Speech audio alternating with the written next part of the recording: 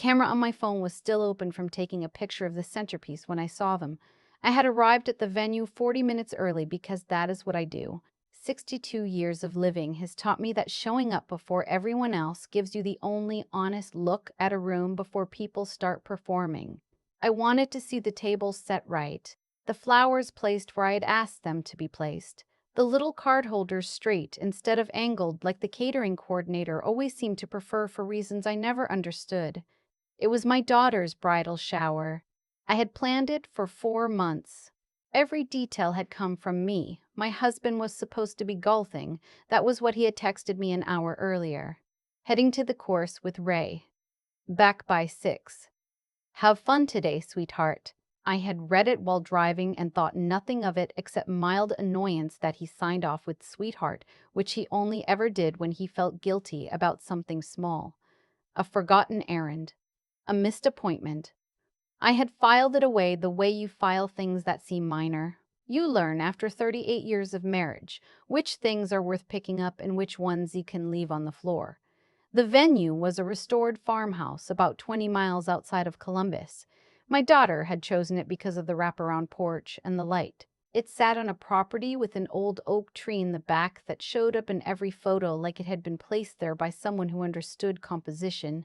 We had toured it together 3 times before signing the contract.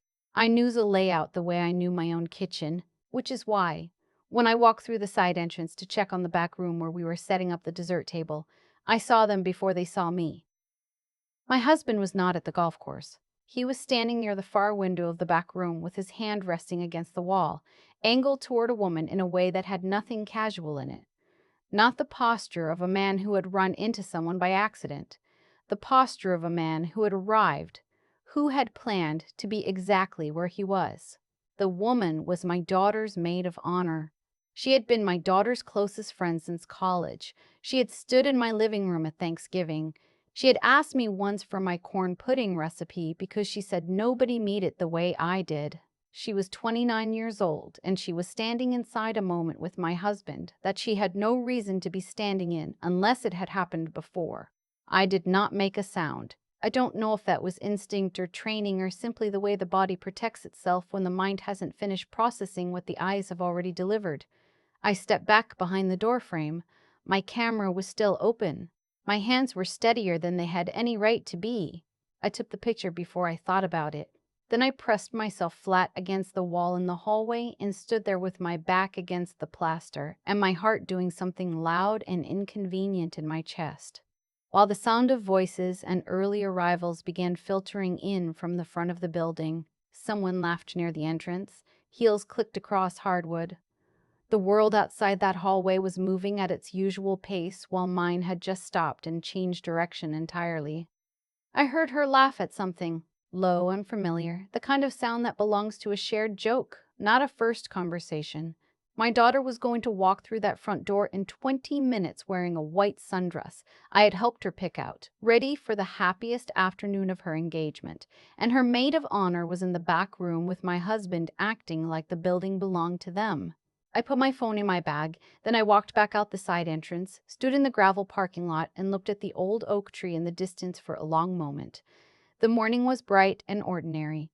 Birds were somewhere in the upper branches. My car was still warm from the drive. I breathed in through my nose and out through my mouth the way my doctor had told me to do when my blood pressure ran high, which was advice I had not followed in years, but found myself following now because I needed something physical to hold on to. I thought about walking back in there.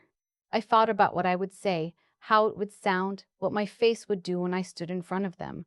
And then I thought about my daughter, her dress, the flowers I had spent 4 months choosing. I walked back inside through the front entrance, smiled at the coordinator, asked whether the champagne had been chilled long enough, and spent the next 4 hours watching my husband's best version of himself charm every woman at my daughter's bridal shower, while I passed petit fours and remembered every small thing I had dismissed as ordinary. He had told me golf. Ray was his college friend, reliably vague, the kind of person who would confirm anything asked of him without questions. My husband had used Ray as cover before, once years ago during a period we had agreed never to revisit, a period that had apparently not ended the way I believed it had. She sat 2 tables away from me for most of the afternoon. She laughed at the right moments and helped my daughter open gifts and wrote something in the guest book with a pen she borrowed from the coordinator. She hugged my daughter twice. She hugged me once near the end and said what a beautiful event it had been and how much she loved the flowers, and I said thank you and meant nothing and watched her eyes for a flicker of anything that might tell me whether she carried guilt or only comfort. She carried comfort. That was the part I could not put down later. Not fear, not the careful blankness of someone managing themselves. She was at ease. And ease, I had learned that morning in a hallway I was never meant to be standing in, belongs to people who have been somewhere long enough to stop watching the door. My husband left before the event ended. He kissed my cheek and said he had to get back, make sure the dogs were fed, that he'd see me for dinner. His voice was even.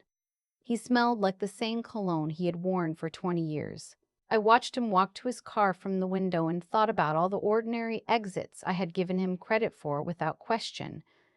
When I got home that evening, the dogs had not been fed. I fed them myself and stood at the kitchen sink looking out at the backyard while the light went gray and my daughter called to say thank you and tell me the afternoon had been perfect, that she couldn't believe how beautiful everything was, that she felt so loved. I told her I was glad. I meant that part completely.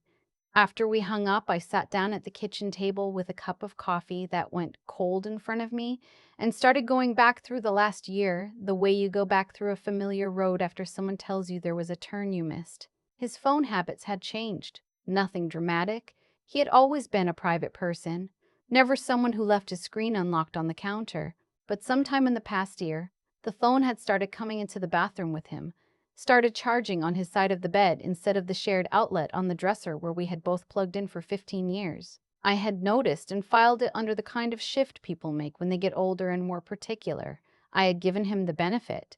The late evenings had changed too. He taught continuing education courses at a community college 2 nights a week, Tuesdays and Thursdays, and he had always come home by 9. Sometime around last October, 9 had become 10, then 10:15, then sometimes 10:30, with an explanation about traffic on 270 that I had accepted because traffic on 270 was genuinely unpredictable and because I had not wanted to be the kind of wife who timed her husband's commute. She taught there too. I'd known that in the background, the way you know things that aren't yet questions. She was working on her master's degree and had been picked up part-time to lead a writing workshop. My daughter had mentioned it with pride. I had nodded and thought nothing of it. And now I sat at my kitchen table and thought about it in a way that changed its weight entirely. I did not go through his phone that night. That decision surprised me even as I made it. There was enough already. What I needed was not confirmation. What I needed was to understand the shape of what I was dealing with before I gave anyone, including my husband, the opportunity to manage my reaction. He came home at 8:30 and seemed genuinely happy to see the kitchen light on. He asked about the shower, sat across from me, listened with what looked like real interest while I described the afternoon in ordinary terms. He said our daughter deserved every good thing. He meant it. That was the part that stayed cold inside me long after I went to bed. The fact that he could mean something and still be doing what he was doing, as if the two things existed in separate rooms inside him and he moved between them without friction. I lay awake beside him for a long time that night. The ceiling had a small water stain near the window that we had been meaning to address for 2 years.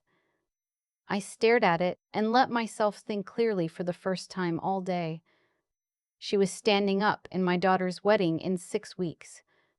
She was going to be in every photograph. She was going to stand 12 feet from me during the ceremony and 40 minutes from me at the reception, and my daughter was going to thank her in a toast and look at her with the kind of trust that takes years to build and cannot be rebuilt once it breaks. I was not going to let that wedding become the place where my daughter's world came apart. Whatever happened next had to happen before that ceremony or after it, not during it, not to her. Not on that day. I started making a second cup of coffee at 5 in the morning and began to think carefully about what I knew and what I needed to know before I could decide what to do with any of it. My son called 3 days later, which I had not arranged, but which felt like something the universe was offering me.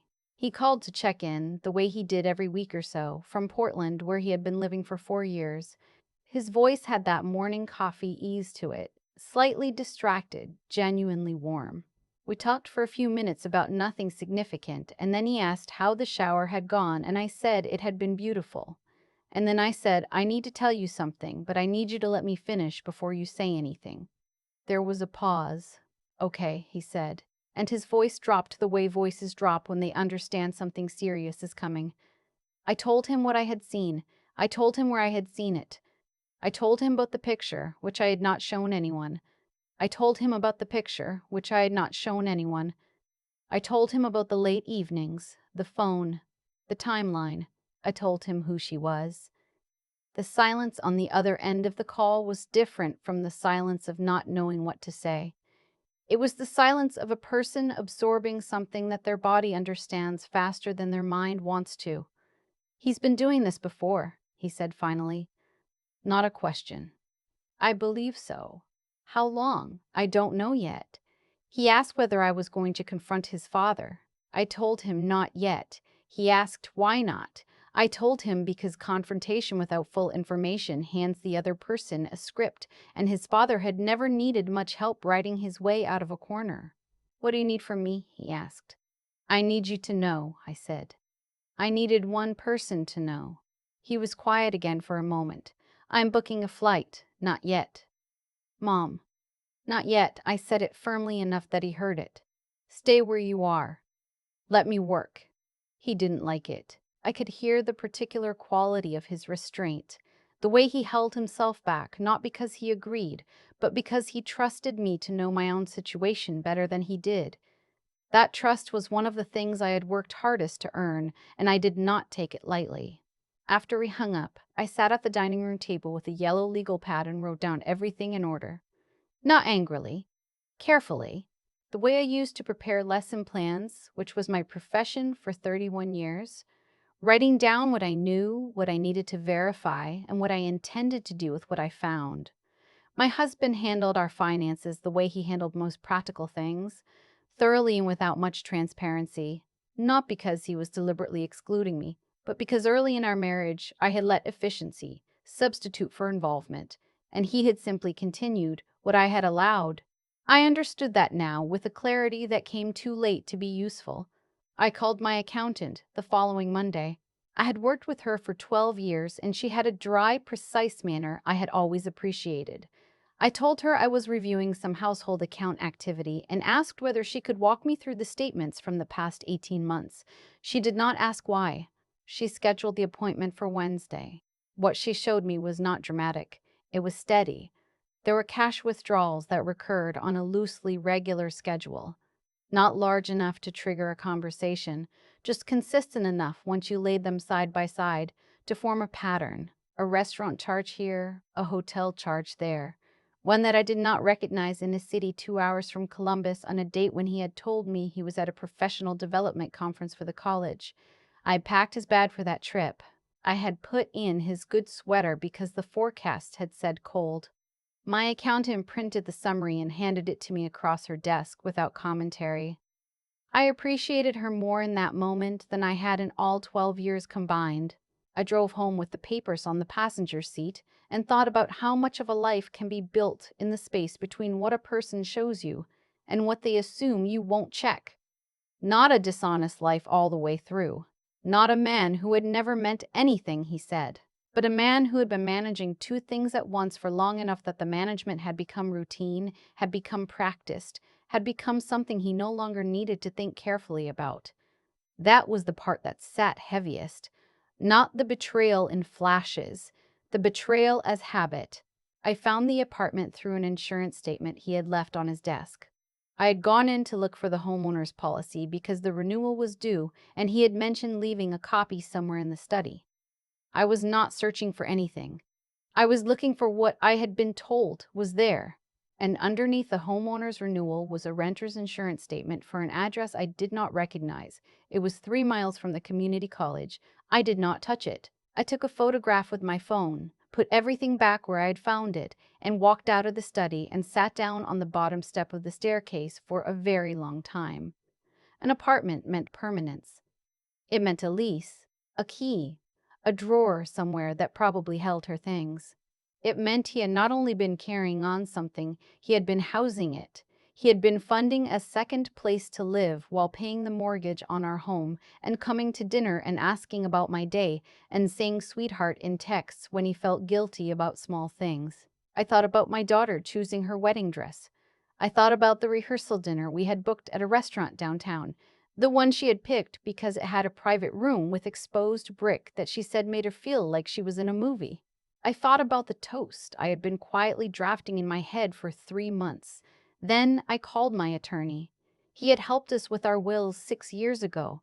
A careful, thorough man who had the manner of someone who had heard most things and stopped being surprised by them. His assistant scheduled the appointment for Friday. I told my husband I had a hair appointment. My attorney's office was on the fourth floor of a building downtown that looked nothing like a place where lives got restructured. It had a small waiting room with a print of Lake Erie on the wall and chairs that were slightly too upright to be comfortable. I sat in one and held my purse on my lap and looked at the lake print and thought about how normal everything continued to appear from the outside. When he called me in and I sat across from his desk and laid everything out, the photograph, the account statements, the insurance paper, the timeline I had built on the legal pad, he did not react with anything more than careful attention. He asked several questions, all of them practical. I answered them the same way. When I finished, he looked at the papers for a moment and then looked at me. "How do you want to proceed?" he asked. I told him I needed 2 more weeks. My daughter's wedding was in 10 days, and I wanted nothing to touch it. Not a summons, not a conversation, not a single disruption to what she had spent a year planning.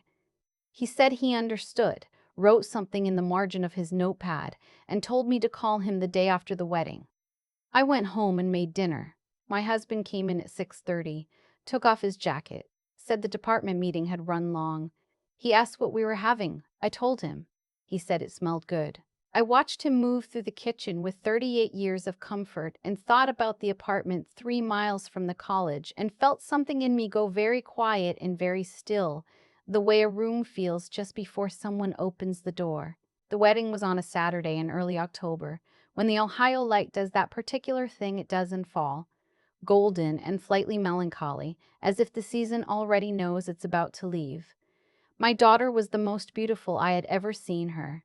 Her fiancé cried at the altar, which made everyone in the first 3 rows cry, and which made me feel something so genuine I was almost surprised by it, that I could stand in the middle of all of it, knowing what I knew, and still feel the full weight of her happiness. She walked down the aisle with her father. He was composed and proud, and he cried a little too, which he would have if none of this had happened, which made it worse and better at once. She stood at the front of that church and said her vows, and I sat in the front row with my hands folded in my lap and remembered that she was the best thing I had done with my life, and that nothing that had happened in the last 3 weeks changed that by a single degree. The maid of honor held her bouquet and smiled and stood 6 feet from me in photographs that I smiled in too, and nobody in that room knew anything except that it was a beautiful wedding. I called my attorney on Monday morning. My husband was in the kitchen when I made the call, which meant I made it from the car in the driveway with the garage door down and my coffee in the cup holder going cold beside me. I told my attorney I was ready.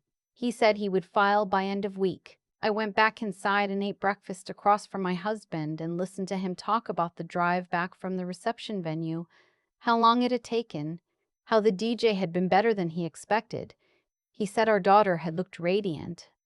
I said she had. He reached across the table and put his hand over mine for a moment, the way he had done for 38 years on mornings that were nothing in particular, just mornings. I let him. Then I took my hand back, carried my plate to the sink, and washed it. He was served the following Thursday. I was not in the house when it happened. I had arranged to be at my sister's, which was 45 minutes away, and where I had sent the dogs 2 days earlier so they wouldn't be caught in the middle of whatever the afternoon became. My sister made tea and did not ask questions because I had called her the week before and told her enough that she understood questions could wait. He called 4 times before I answered. When I did, his voice had lost its usual shape. It was lower, less organized. the voice of a man who had spent several hours trying to arrange something he did not yet know how to name. He said we needed to talk. I said we did. He said not through attorneys, not like this. I said that was no longer my decision to make alone. He said my name, the way he had said it in every version of our life together. And for a second, the weight of 38 years pressed down on me so hard I had to stand up from my sister's kitchen table and walk to the window. I stood there looking at her backyard, at the maple tree that had lost half its leaves already. And I said what I had been carrying for 3 weeks. I was at the venue early.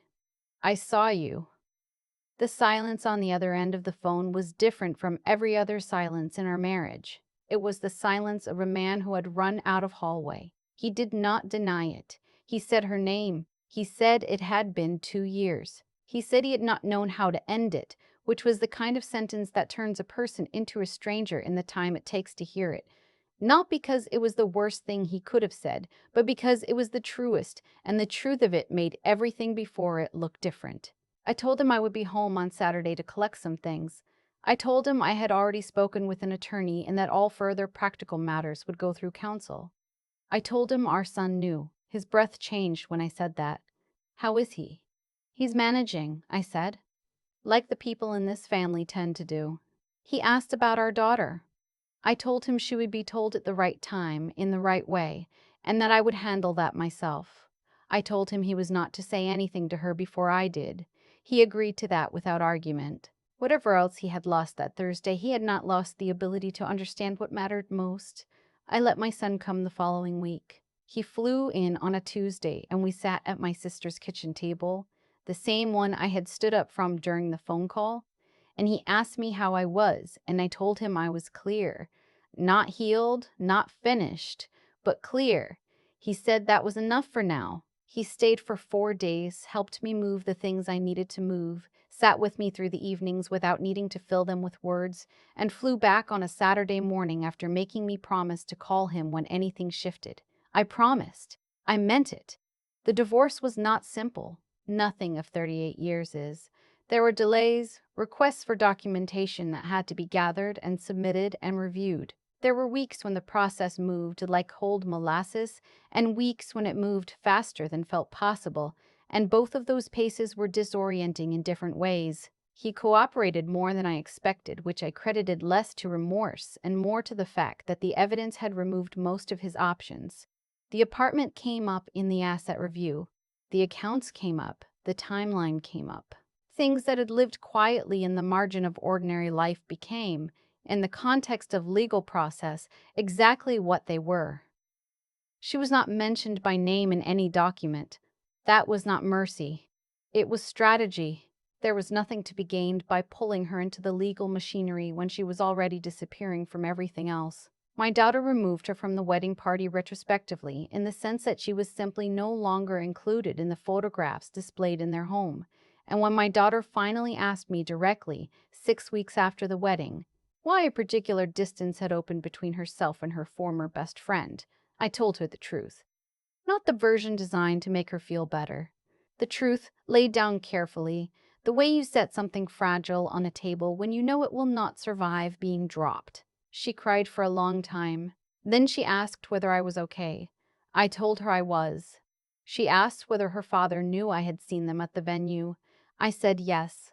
She was quiet for a moment. Then she said something I had not expected. She said, "You sat through my whole wedding knowing Matt." I said I had. She reached across and held my hand and did not say anything else for a while, and that silence was the only one in that whole stretch of months that did not have any weight in it at all. It was just the two of us, sitting with something that had happened and could not unhappen, and the fact that we were still sitting together on the other side of it. He moved into the apartment for a time. I heard this from my son, who heard it in the way adult children always hear things about their parents, reluctantly and too specifically. Whether she was there or not was not something I asked about because it was not something I needed to know anymore. The life they had been building quietly while I passed petit fours and helped with seating charts was no longer any part of mine, and the cleanest thing I could do with that fact was leave it there.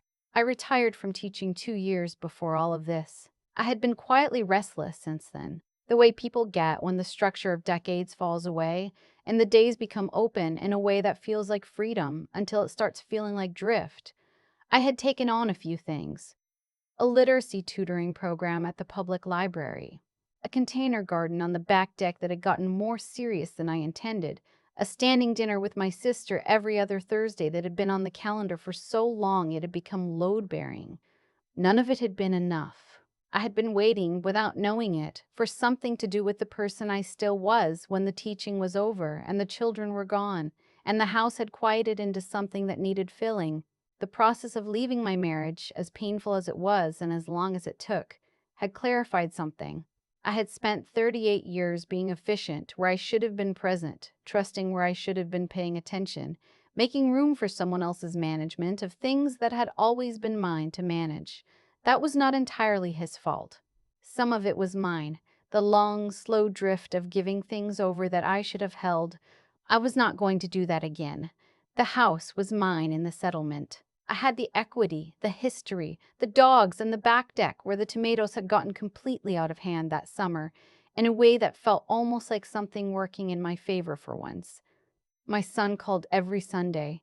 My daughter came for dinner on the second Saturday of each month, and we have fallen into the habit of cooking together, which neither of us had done much of before, and which turned out to be one of the better things to come out of a hard year. She asked me once, while we were standing at the counter doing something with leeks that neither of us fully knew how to finish, whether I was lonely. I thought about it honestly before I answered. Sometimes, I said, but not the way I was before. She looked at me for a moment like she was trying to understand what that meant. I handed her the cutting board and she started on the leeks, and the kitchen smelled like something warm and ordinary, and outside the window the afternoon was doing exactly what October afternoons in Ohio do, going gold and then going quiet. And I stood there in my own kitchen, in my own house, and understood that clarity, even when it arrives at the worst possible time, is still a kind of gift. Truth does not always arrive when you are ready for it. Sometimes it arrives 40 minutes early, through a side entrance, when you are checking to make sure the flowers are where you ask them to be. What you do with it after that is the only part that belongs entirely to you. I have thought a lot about what made me stop in that hallway instead of walking through the door. It wasn't courage. I don't think it was even instinct, exactly. I think it was 38 years of being a person who showed up early, paid attention, and trusted that attention would eventually be enough. The bitter irony is that the same habits that let the betrayal go on as long as it did were also the ones that finally caught it. I had spent decades being thorough in the wrong direction, careful about flowers and centerpieces and whether the champagne was cold, while someone I had built a life with was being careless about the only things that actually mattered. I don't carry a clean lesson out of this. I wish I did. People want the version where the pain arrives, teaches you something specific, and then steps politely aside. That is not what happened to me. What happened was messier and slower, and involved a lot of mornings where I had to decide again whether to be angry or useful, and the decision was different on different days, and neither answer was wrong. What I do carry is this: the moment I stopped handing my own life over to someone else to manage was the moment I started being able to see it clearly. I had given things away over the years, not dramatically, not all at once, just incrementally, the way you give things away when you trust someone, and efficiency feels like closeness. I stopped checking the accounts because he was better at it. I stopped asking detailed questions because the answers were always reasonable. I stopped treating my own attention as something worth spending on the things closest to me. That is not a moral failing. It is what happens in long relationships when you confuse familiarity with transparency. But it costs me, and now I know the price of it in a way I cannot unknow. What I want to say to anyone sitting with something similar, some quiet wrongness they keep giving the benefit of the doubt, is that your attention is not paranoia. Noticing things is not a character flaw. The fact that you keep dismissing what you see does not mean what you see isn't real. It means you love something enough to keep offering it more chances than it has earned. That is human.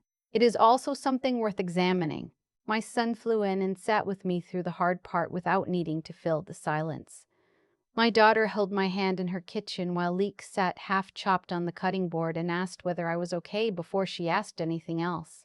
Those two things told me I had done something right inside this life, even when other parts of it were being built on something that wasn't solid. I think about Renee, the person I was at the beginning of that October morning, checking on centerpieces, worrying about champagne temperature, making sure every small thing was in its place. She was doing what she had always done. She showed up early, she paid attention, she walked through a side entrance she had walked through before, and the truth was already there, waiting for someone to look directly at it. That is usually how it works. The truth does not hide forever. It just waits for the moment you stop making room for the more comfortable story. When you finally stop, when you walk through the right door at the right time and let your eyes do what they already know how to do, everything gets very clear, very quickly. Clarity is not a comfortable gift, but it is still a gift, and you can build something real on top of it. I know because I am doing it now, in my own house, in my own kitchen, with a container garden that got completely out of hand, and two dogs, and a daughter who comes for dinner on the second Saturday of every month, and stands at the counter with me learning how to finish something neither of us quite knew how to start. That is enough. Some days it is more than enough.